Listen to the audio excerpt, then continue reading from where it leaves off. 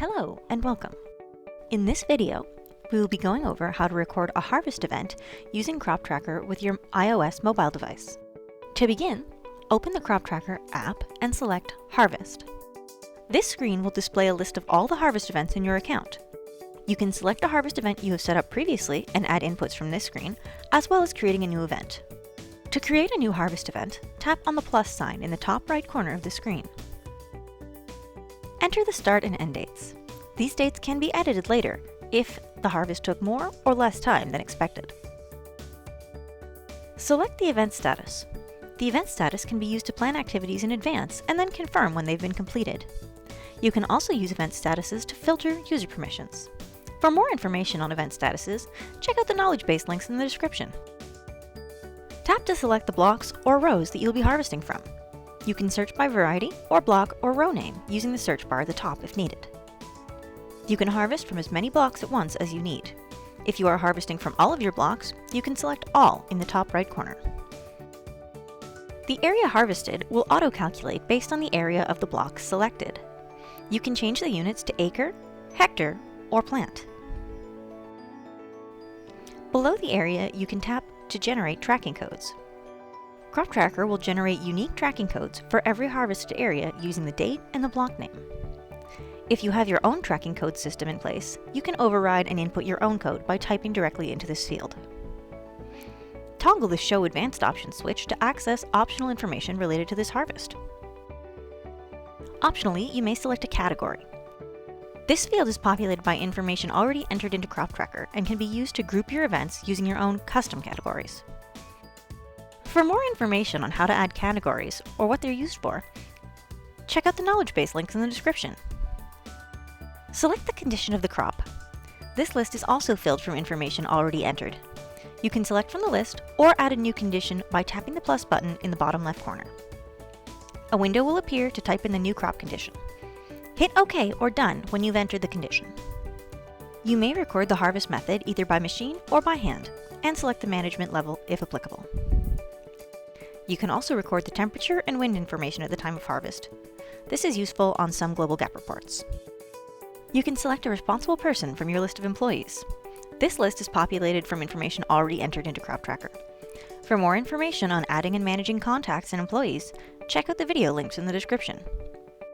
You can check here whether the site was assessed by a responsible person. You can optionally choose any packing materials you'll be using.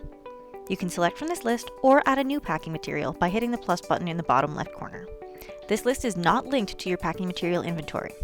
For more information on tracking packing material inventory, check out the video links in the description.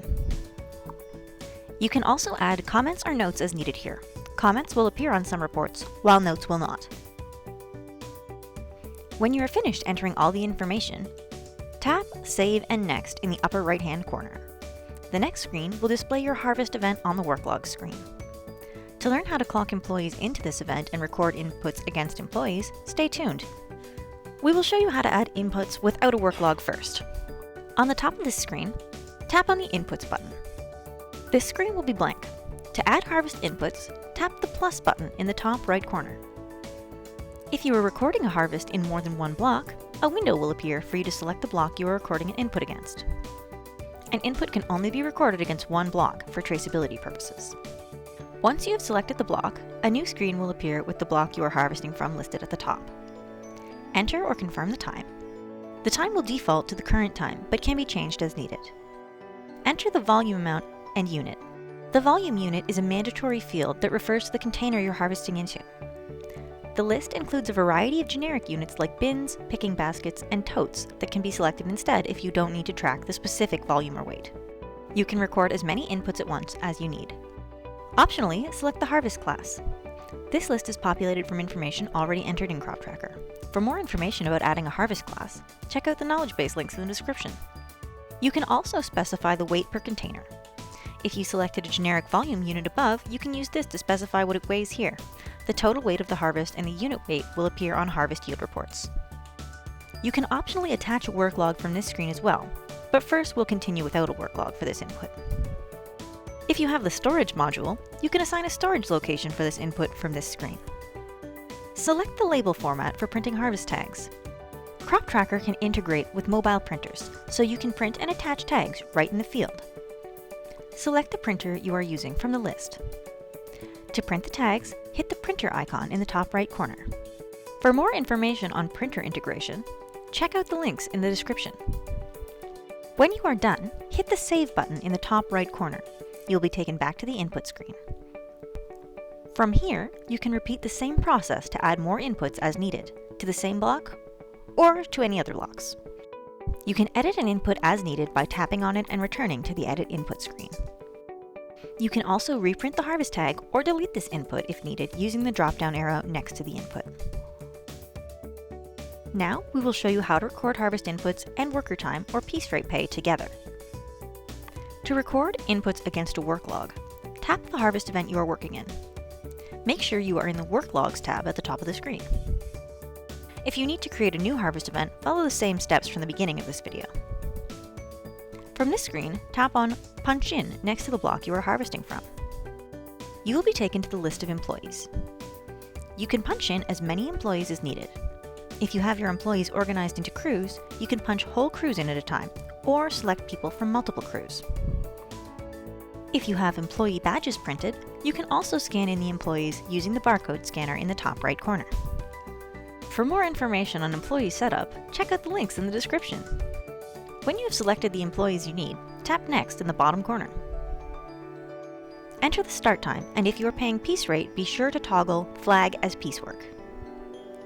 Optionally, you can select the activity, attach a category, product, and any equipment that the employee will be punching in with. When you've finished, tap Punch In.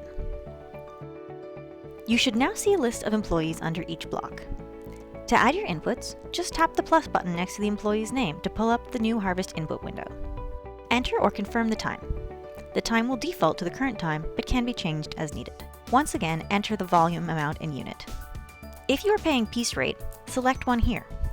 Remember that your piece rate must match either the weight or volume unit that you selected earlier in order to calculate properly on reports. For more information about setting up employees and piece rates, check out our videos on setting up the punch clock module. Next, select the picker by tapping the checkbox next to their name. If multiple employees are picking into one bin, feel free to select as many as you need. You can also optionally specify the weight per container. If you selected a generic volume unit above, you can use this to specify what it weighs here. The total weight of the harvest and the unit weight will appear on harvest yield reports. If you have the storage module, you can assign a storage location for this input from this screen. If needed, select the label format for printing harvest tags. Croptracker can integrate with the Zebra mobile printer, so you can print and attach tags right in the field. Select the printer you are using from the list. To print the tags, hit the printer icon in the top right corner. For more information on printer integration and the storage module, check out the links in the description. When you're done, hit the Save button in the top right corner. You'll be taken back to the input screen. From here, you can repeat the same process to add more inputs as needed, to the same block or from another block. When you are finished, tap the Done button to return to the harvest event list, and then the Done button again to return to the dashboard. Scroll down to the Punch Clock module and tap Punch Out to pull up a list of employees. Select the employees you want to clock out and tap the button in the bottom right corner. Here you can adjust the punch out time or record a lunch break if needed.